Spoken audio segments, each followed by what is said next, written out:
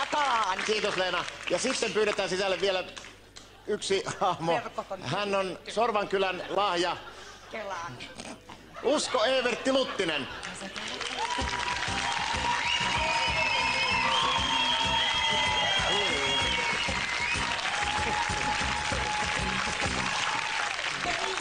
Oi, oho. Usko, onko kaikki hyvin? Ei, mä tarkistin vaan, että onko rillit kuvissa, kato. Mulla on sponssisopimus. No, ne taisivat olla sitten. Usko Evertti, hauska nähdä. Sä näytät vähän väsynyt.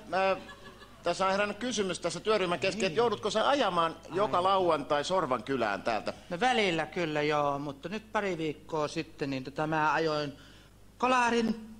Vai niin? Onko auto kunnossa? Ei. Mitäs siinä on? Mä meni vinkkarit ruttuun kuule ja niin...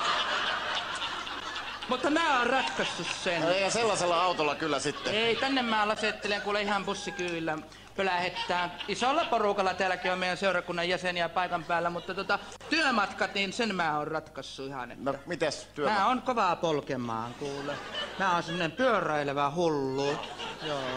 Mutta eikö tää vähän huono aika pyöräillä?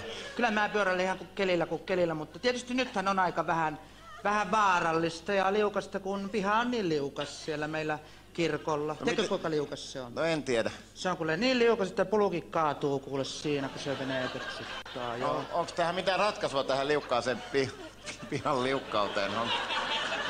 Onko mitään löytynyt semmoista? Löytynyt ratkaisua? Niin. Minkälaista? No kyllähän fiksuimmat on laittanut pululle kannukset, mutta Mutta ei pääse katsomaan joo, sitten. mutta ei siinä sen kummempaa kuule, että tie sinne meidän kirkolle, sehän on ihan suora ja huoleton, että se mäki siitä ja siinä alla on se hillitön kurvi, mutta senkin kun lasettelee menemään aivan. Mutta ihan joka aamu mä kuule surautan töihin. Että kuule, no niin, ei mennä näin pyörät surautteluun. huutaa hoosionnaa, kun meikäläinen panee Kiitos. menemään. Sitähän sä kysyit. Sitä mä kysyn. Usko Evertti Luttinen, kiitos. No niin, kiitos.